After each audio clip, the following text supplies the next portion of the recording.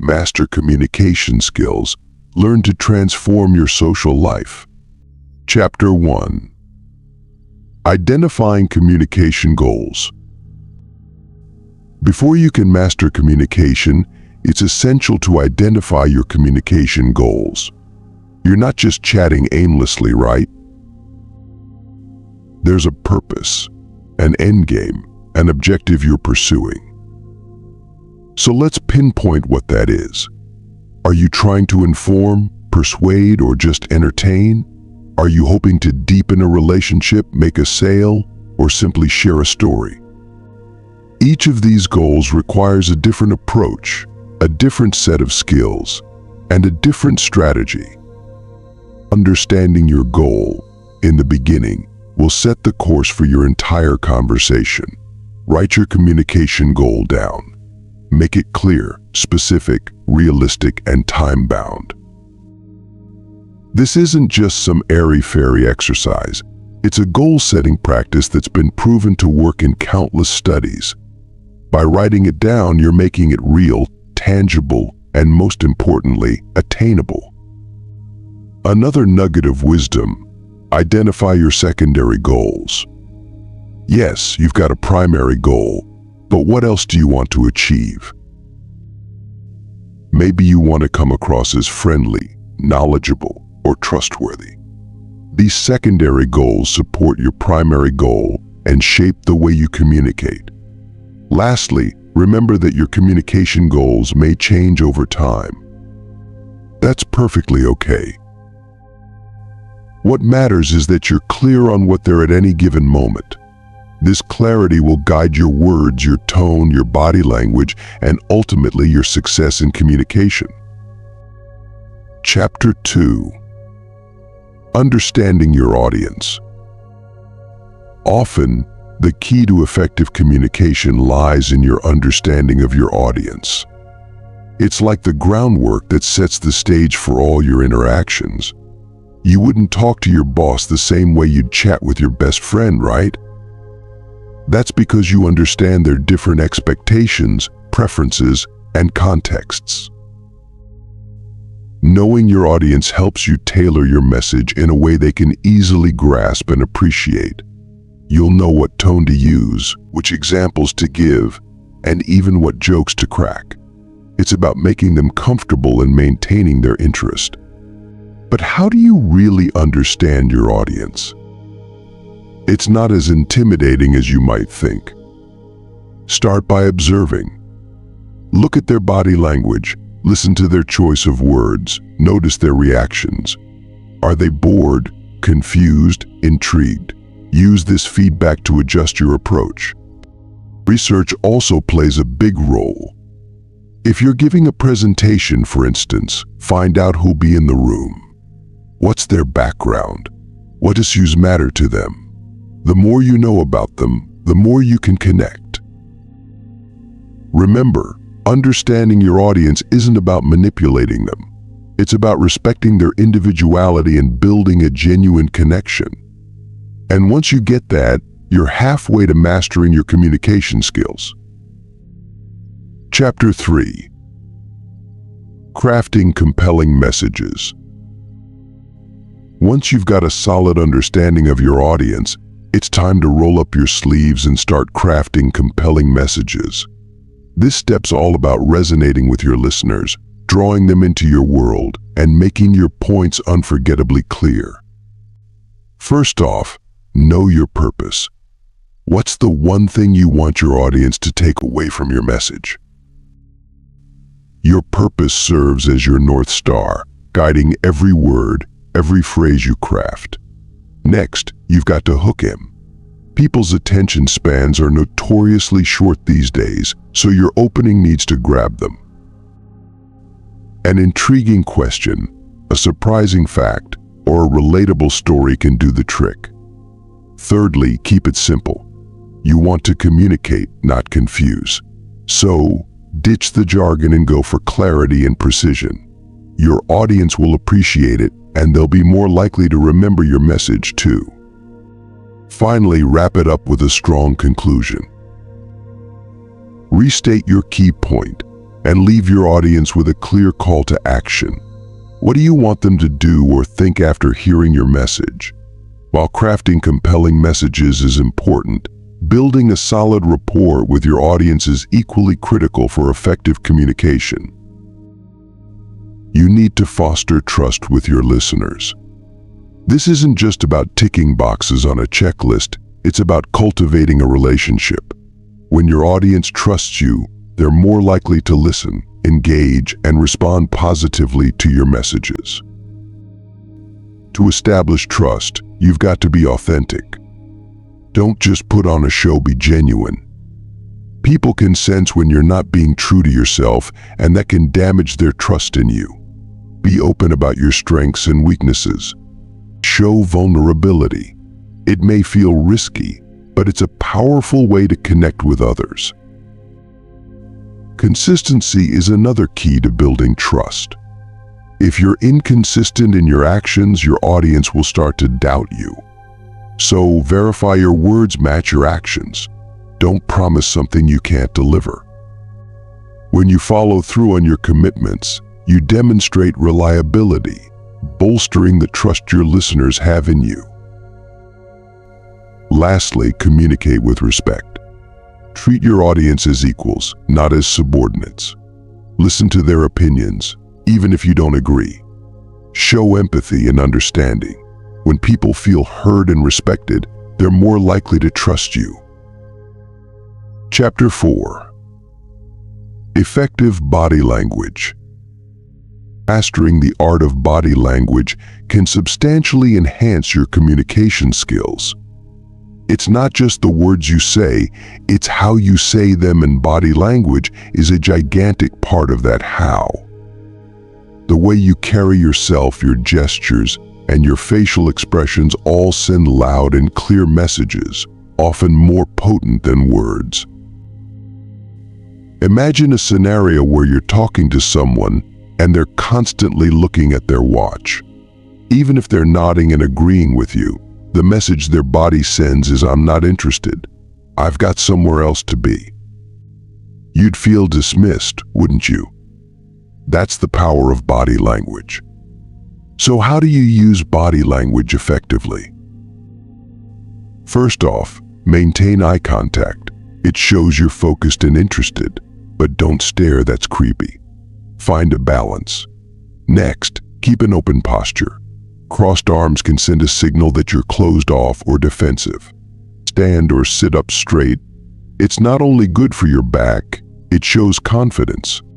Your facial expressions, too, should match your words. Smiling when you're happy, frowning when you're concerned, these are universal signs that help convey your feelings accurately. And finally, be aware of your personal space and others. Invading someone's personal space can make them uncomfortable. Chapter 5. Developing active listening. A staggering 80% of our communication is listening. Yet how often do we truly engage in active listening? Active listening isn't just about hearing words. It's about understanding, grasping, and engaging. It's about making the speaker feel heard and valued.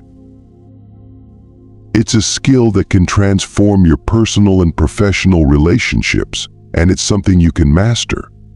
So, how do you become an active listener? First, give your full attention. That's right. Put down the phone, mute the TV, and focus on the person talking. Show them that they're important and what they're saying matters. Next, verify you're understanding correctly. Don't assume, instead, practice the technique of paraphrasing. That's where you repeat back what you've heard, but in your own words. This shows that you're not just hearing, you're processing and understanding. And don't forget the power of nonverbal cues. Nodding, maintaining eye contact, and leaning in shows the speaker that you're interested and engaged. Finally, hold back your judgment. It's easy to jump to conclusions or start formulating a response before the speaker has finished. But remember, active listening is about understanding, not responding. Developing active listening skills isn't just about becoming a better communicator. It's about enhancing your relationships, improving your empathy, and increasing your understanding of the world around you. Put in the effort, and you'll see the rewards. In the next chapter, we'll explore the art of asking open-ended questions, another key aspect of masterful communication. But for now, practice active listening. It's a game changer. Chapter 6. Asking open-ended questions. You've started honing your active listening skills. Fantastic. Now, let's take your communication skills to the next level by learning how to ask open-ended questions. This technique is your secret weapon to keep conversations flowing smoothly and make your interactions more engaging. Open-ended questions are those that can't be answered with a simple yes or no. They invite people to share their thoughts, feelings, and experiences in more detail. For example, instead of asking, "Did you like the movie?" try, "What did you think of the movie?" The latter encourages a more in-depth response, allowing for a richer conversation. Using open-ended questions doesn't just guarantee a lively conversation, it shows your genuine interest in the other person. It's not about prying, but about understanding their perspective and creating a connection. And most importantly, it gives the other person the chance to express themselves. Remember, the art of asking open-ended questions lies in your curiosity. Be genuinely interested in the other person's story. Avoid leading questions that may seem like you're pushing your own agenda. Instead, focus on asking questions that encourage them to explore further into their thoughts and feelings. Chapter 7. Clarifying misunderstandings. In the domain of successful communication, clarifying misunderstandings is a crucial skill to develop. You've likely found yourself in a situation where you've misunderstood someone or been misunderstood yourself. It happens to all of us. But don't worry, with practice, you can become a pro at clearing up confusion. Misunderstandings can create unnecessary tension and disrupt harmony. They can derail a conversation and cause it to veer off track. Say you're in a team meeting and a colleague misinterprets your suggestion. Instead of letting the misunderstanding fester, address it head-on. It's imperative not to leave it unresolved. Use phrases like, "I think we may not be on the same page here," or "I believe there's been a misunderstanding." However, be careful not to sound confrontational. Be respectful, patient, and tactful. You want to rectify the situation, not escalate it. Remember, the goal is to facilitate understanding, not win an argument.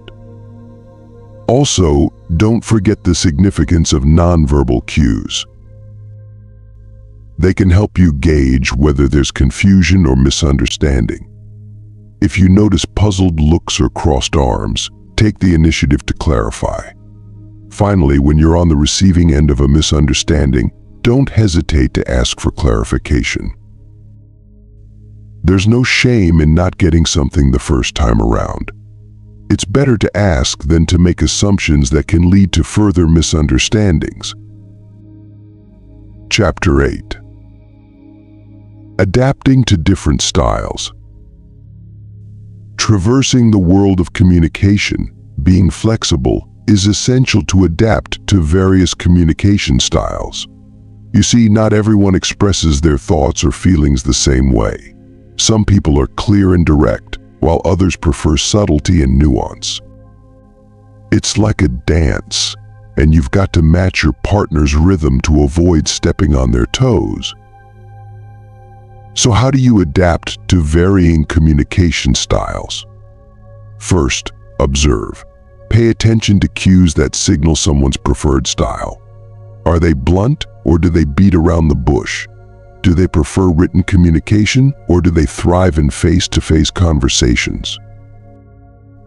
Once you've got a handle on their style, mirror it. This doesn't mean you should lose your authenticity, but show them you understand and respect their way of communicating. Second, practice empathy. Understand that people communicate in ways that make sense to them. If someone prefers a different style than yours, it's not a personal affront. It's just their way of making sense of the world. Chapter 9. Managing conflict resolution. The art of managing conflict resolution is a critical skill in mastering communication. It's not just about winning or losing, it's about finding a solution that's acceptable to all parties involved. You're not always going to agree with everyone, and that's okay. The key is knowing how to handle those disagreements effectively. When conflict arises, it's crucial to keep your emotions in check. Responding with anger or frustration won't help the situation. Instead, try to remain calm and composed. It's easier said than done, but with practice you'll find it becomes second nature. Listen actively to what the other person is saying. Make sure you understand their point of view before responding. It's vital to find common ground. Ask clarifying questions if you need to, and don't interrupt. Show them that you value their opinion, even if you don't agree with it. Practicing effective communication during conflict is about being assertive, not aggressive. Clearly express your thoughts and feelings without attacking the other person. Use I statements to express your feelings, such as "I feel upset when you do this" rather than "you make me feel this." Chapter 10. Practicing empathy and compassion. Just as managing conflict resolution requires a level-headed approach, practicing empathy and compassion also calls for a thoughtful mindset. It's not just about understanding others' feelings, it's about sharing those feelings, experiencing them as if they were your own. This ability to walk in someone else's shoes is a critical component of effective communication. Empathy places you in the heart of others' experiences, allowing you to grasp their perspectives, their fears, their joy. It's about feeling with people rather than feeling for them. And when you're able to truly empathize, your communication becomes more authentic, more sincere. Compassion, on the other hand, goes a step further. It's not just understanding and sharing others' emotions, it's about acting upon that understanding to alleviate their suffering. You're not just a passive observer, you're an active participant in their emotional journey. But how do you cultivate these twin pillars of effective communication? Start by listening, truly listening to the people around you. Don't just hear their words, understand their stories. Recognize their emotions, validate them. Be non-judgmental, be patient, and then act. If they're suffering, find ways to alleviate that suffering. Small acts of kindness can go a long way.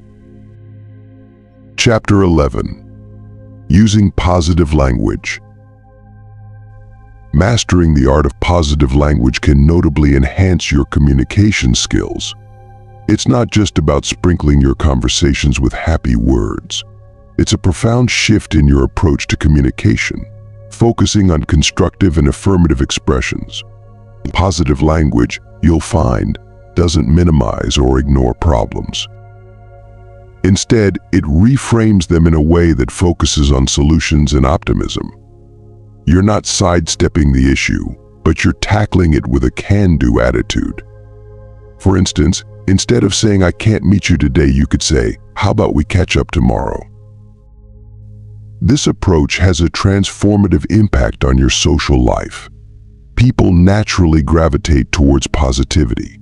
When you communicate with a positive outlook, you're more likely to inspire and motivate those around you. You'll foster stronger relationships built on mutual respect and understanding. It's important to note, however, that positive language isn't about sugarcoating the truth or avoiding difficult conversations. It's about framing your thoughts and ideas in a way that encourages dialogue and cooperation, rather than confrontation and negativity. Don't underestimate the power of positive language. It's a potent tool that can remarkably improve your communication skills and ultimately transform your social interactions. So make the shift today and watch your relationships flourish. You'll be surprised at the impact such a small change can make.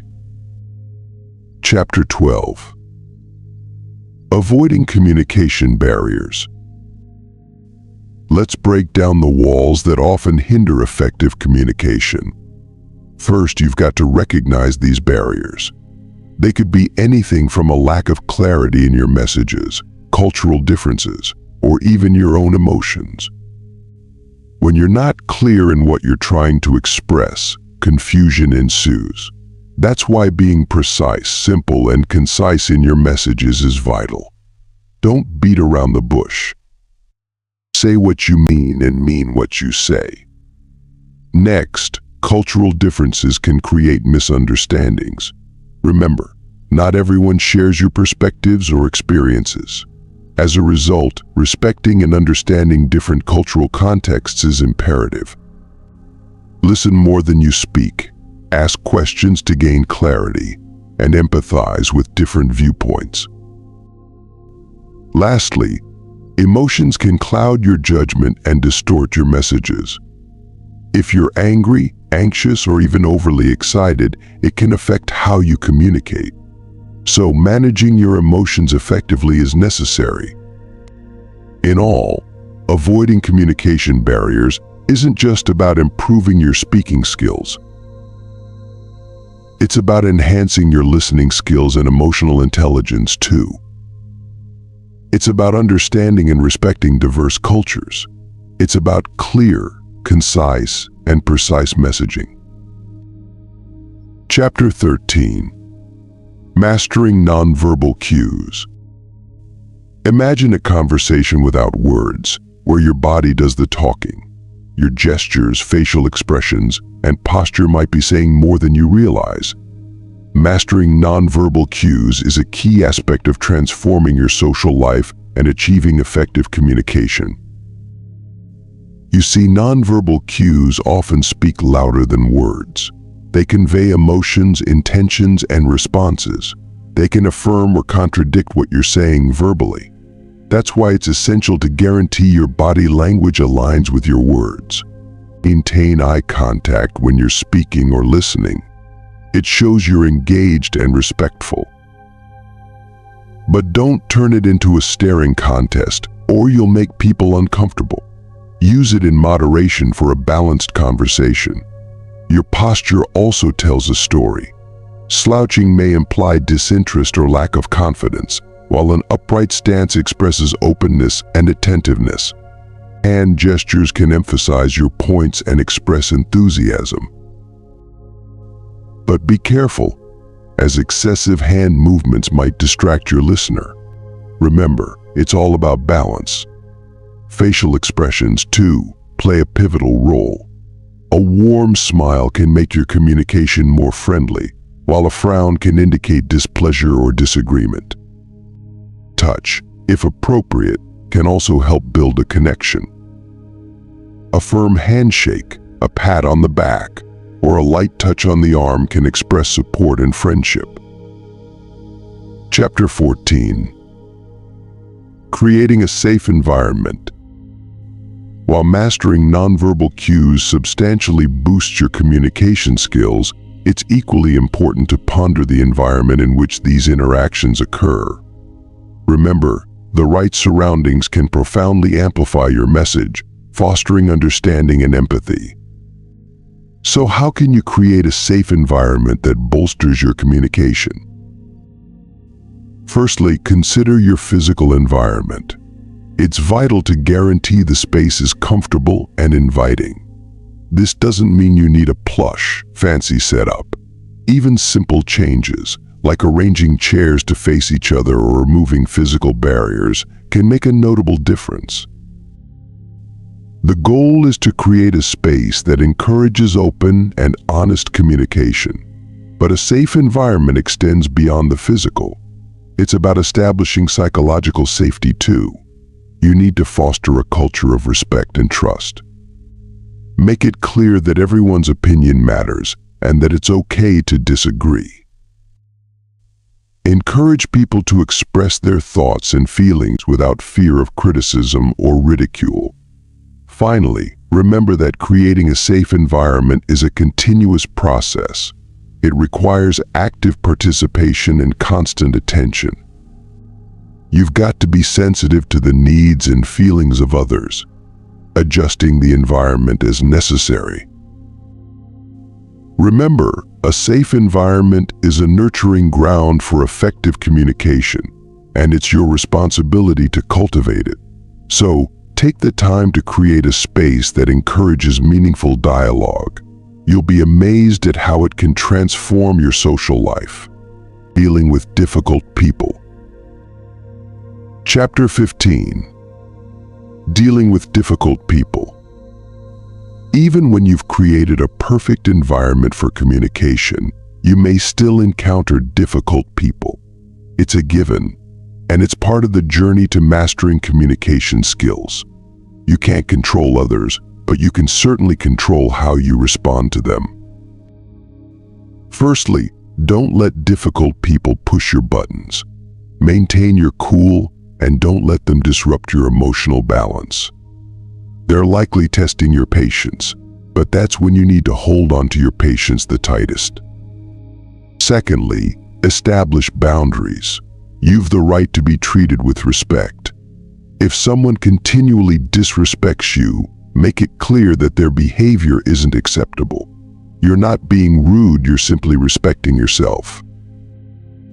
Next, try to understand their perspective.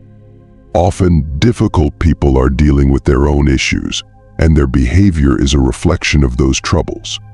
If you can empathize with their situation, you'll likely diffuse the tension and pave the way for more effective communication. Finally, don't take things personally. It's not about you, it's about them. Their rudeness, anger, or impatience is a manifestation of their own internal struggles. Remember, everyone has the right to their feelings and opinions. Instead of trying to change difficult people, focus on managing your reactions to them. With patience, empathy, and a thick skin, you'll be able to maintain a healthy communication environment, regardless of others' behavior. In concluding, dealing with difficult people requires tact, understanding, and a lot of patience. But once you master it, you'll notice a transformation in your social life. It's all part of the journey to becoming a master communicator. Chapter 16. Building rapport with strangers. Mastering the art of dealing with difficult people is an important step on your journey to becoming a communication expert. But to truly excel, you need to build rapport with strangers. It's not just about being friendly, it's about establishing trust, understanding, and mutual respect. Firstly, be approachable.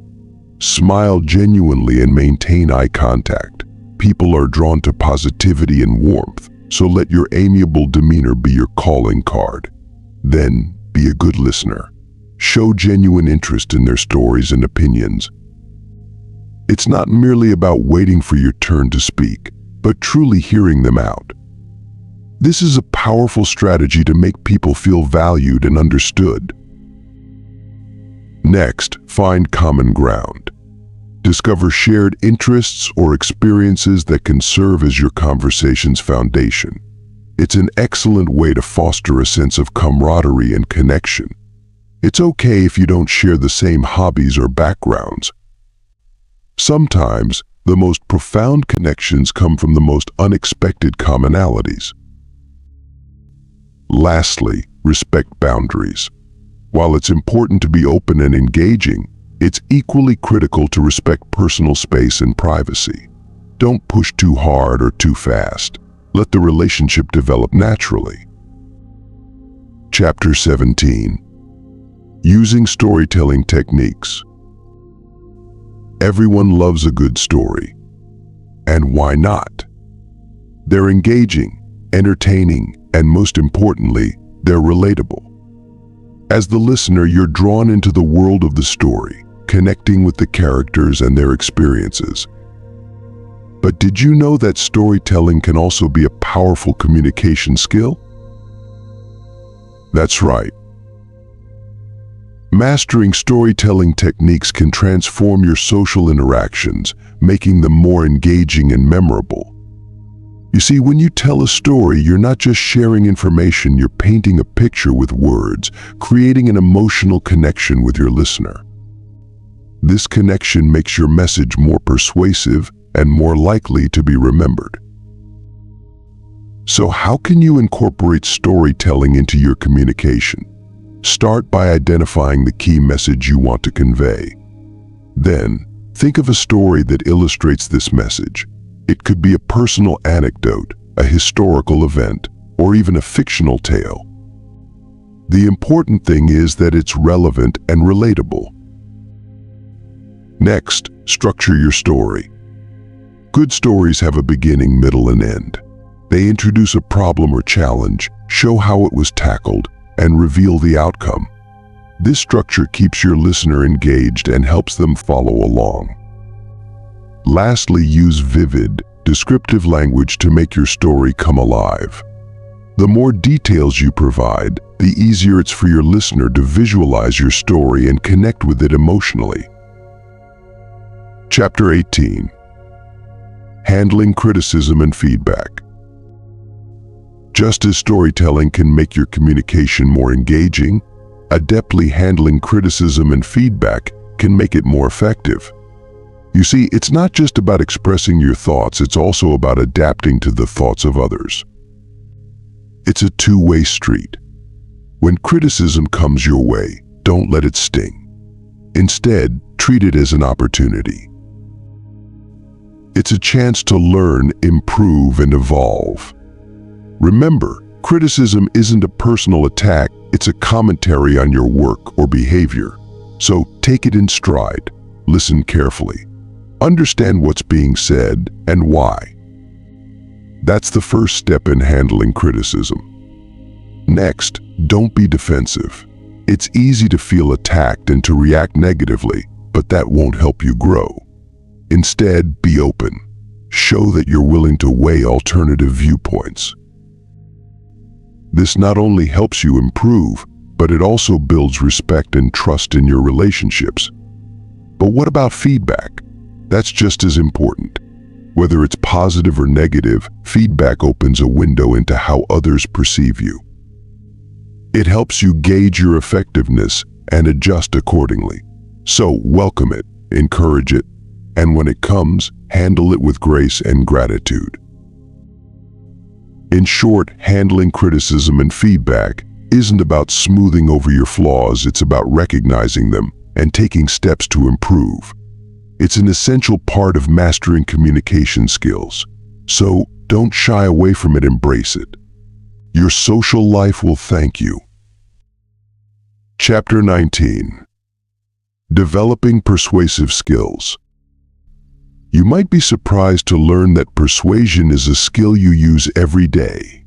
Whether you're convincing your friend to try a new restaurant, persuading your boss to give you a raise, or simply getting your kids to clean their room, persuasion is a key part of our daily interactions. But how can you enhance your persuasive skills? First, it's all about understanding your audience. You've got to know what makes them tick, what they value, and what they desire. Once you've got that down, you can tailor your message to align with those values and desires. For instance, if you know your boss values efficiency, you might highlight how your ideas could save the company time and resources. Second, make your message clear and concise. You can't persuade anyone if they can't understand what you're saying. Avoid jargon and complex language. Instead, use simple, direct language that gets your point across easily. Third, use compelling evidence to back up your claims. People are more likely to be persuaded if they see solid proof supporting your argument. So gather facts, statistics, testimonials, or examples that reinforce your points. Lastly, appeal to emotions. People aren't just logical, they're emotional beings too. If you can evoke feelings, whether it's excitement, fear, or empathy, you're more likely to sway your audience. After mastering the art of persuasion, another key aspect of communication comes into play: projecting confidence and authority. This isn't about boasting or wearing a facade, but genuinely presenting yourself as someone who's sure of their ideas and capable of leading others. Projecting confidence begins with self-belief. Believe in your abilities, your ideas, and your worth. This belief will naturally seep into your words, tone, and body language. Make eye contact when you speak, stand tall, and don't shy away from speaking your mind. People are more likely to listen to you if they see you believe in what you're saying. Authority, on the other hand, isn't just about being in a position of power. It's about earning respect and trust through your actions and words. Be consistent in your actions, reliable in your commitments, and fair in your judgments. When people see that you're reliable and fair, they'll naturally respect you and heed your words. Chapter 20. Managing Group Conversations. Manipulating the dynamics of group conversations is a crucial element of effective communication. It's a skill that can open doors to new opportunities, friendships, and partnerships. Imagine being the fulcrum in a group discussion, guiding the flow of ideas and ensuring everyone's voice is heard. Sounds exciting, doesn't it? To manage group conversations effectively, you need to be a keen observer and listener. Spot the quieter individuals and invite them to contribute. What do you think, Olivia, is a simple yet powerful phrase to engage someone who may feel sidelined? Remember, it's not just about hearing people out, but making them feel valued. Next, be the peacekeeper. Disagreements are common in group discussions. Rather than allowing them to escalate, step in diplomatically. You could say, "I understand where you're coming from, Tom, but let's also consider Sarah's perspective." This shows respect for differing opinions and encourages open dialogue. Mastering the art of managing group conversations also involves knowing when to speak up and when to step back. You're not there to dominate the conversation, but to facilitate it. It's okay to interject if the discussion is veering off topic, but remember to always do so respectfully. Finally, always conclude conversations by summarizing key points and acknowledging contributions. It's a neat way to wrap up discussions and leaves everyone with a sense of accomplishment. Mastering group conversation management isn't an overnight feat, but with patience and practice, you'll find it an essential asset in your communication toolbox. Chapter 21. Overcoming communication anxiety. While managing group conversations is indeed a valuable skill, it's equally important to tackle any communication anxiety that might be holding you back. You've likely felt it before, that heart-pounding fear when it's your turn to speak, that nagging worry about what others will think. It's a common plight, but you're not alone, and you do have the power to overcome this. Start by acknowledging your anxiety. Denying or suppressing it only gives it more power. Recognize it, accept it, but don't allow it to control you. Remember, it's okay to feel nervous. Everyone does at times. What's vital isn't letting it stop you from expressing yourself. Next, practice mindfulness. Be present in the moment, focusing on the conversation at hand, rather than dwelling on past missteps or potential future stumbles. This helps to alleviate the pressure you're putting on yourself and can lead to more authentic, relaxed interactions. Also, prepare and rehearse. If you're worried about a presentation or a difficult conversation, take time to prepare what you want to say. Walk through it a couple of times. Confidence often comes from preparation. Lastly, don't fear mistakes. They're inevitable and part of the learning process. Instead of viewing them as failures, see them as opportunities for growth. Mastering communication skills isn't only about speaking clearly and effectively. It's also about overcoming the barriers that inhibit those skills, like anxiety. When you face and conquer your communication anxiety, you're one step closer to transforming your social life.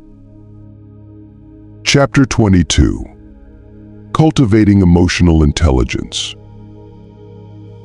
Delving into the domain of emotional intelligence can elevate your communication skills to new heights. Emotional intelligence isn't just a fancy buzzword, it's an essential part of effective communication. It's about understanding your emotions, managing them, and being able to empathize with others. You may think, I've got great communication skills, I don't need this, but having a high emotional intelligence can make you an even better communicator. It allows you to connect with others on a deeper level, which can drastically improve your social interactions. Let's break it down. Emotional intelligence is made up of 4 key elements: self-awareness, self-management, social awareness, and relationship management. Self-awareness involves recognizing your own emotions and how they affect your thoughts and behavior. Self-management is about controlling impulsive feelings and behaviors, managing your emotions in healthy ways, and taking initiative. Social awareness is the ability to understand and pick up on emotional cues from the people around you. This skill helps you to empathize with others, even when communication is minimal. Relationship management involves the ability to develop and maintain good relationships, communicate clearly, and influence others positively. But here's the thing, you can't just snap your fingers and become emotionally intelligent. It takes practice and patience. Start small, maybe by trying to identify your emotions more accurately. Then work on managing those emotions in a healthy way. As you hone these skills, you'll find that your communication skills will transform and your social life will flourish. In the end, cultivating emotional intelligence isn't just about becoming a better communicator. It's about becoming a better you. Chapter 23. Measuring Communication Success. Evaluating your communication success is as critical as honing the skills themselves. It's not enough to merely have a conversation, you must also gauge its effectiveness. This process, though it may seem intimidating, is simpler than you'd think. Start by examining your interactions. Do people engage with you? Do they understand your points? If they're nodding along, responding appropriately, and asking relevant questions, you're on the right track. But if they seem lost, confused, or disengaged, that's a sign you need to work on being clearer and more compelling. Next, consider feedback. Accept it graciously, whether it's positive or negative. Use it as a tool to refine your skills, making necessary adjustments to improve. Remember, feedback isn't a personal attack, it's a chance to grow. Another essential measure is your comfort level. Are you at ease during your interactions? You should feel confident, not anxious. If you're uncomfortable, it's a signal you need more practice. Luckily, every conversation is an opportunity to do just that. Lastly, assess your relationship progress. Good communication deepens connections. If you're building stronger relationships, you're effectively communicating. Measuring communication success isn't about perfection. It's about progress, growth, and constant improvement. Embrace the journey, keep refining your skills, and watch as your social life transforms. You've got this. So, you've got the tools to master communication and elevate your social life. Remember, understanding your audience and crafting compelling messages are key. Trust and authenticity will win hearts. Don't forget, your body language speaks volumes too. Keep owning these skills, manage group dialogues effectively, and let your emotional intelligence shine.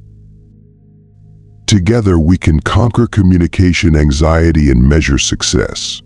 So go on, seize the conversation. With practice, you'll be a communication wizard in no time.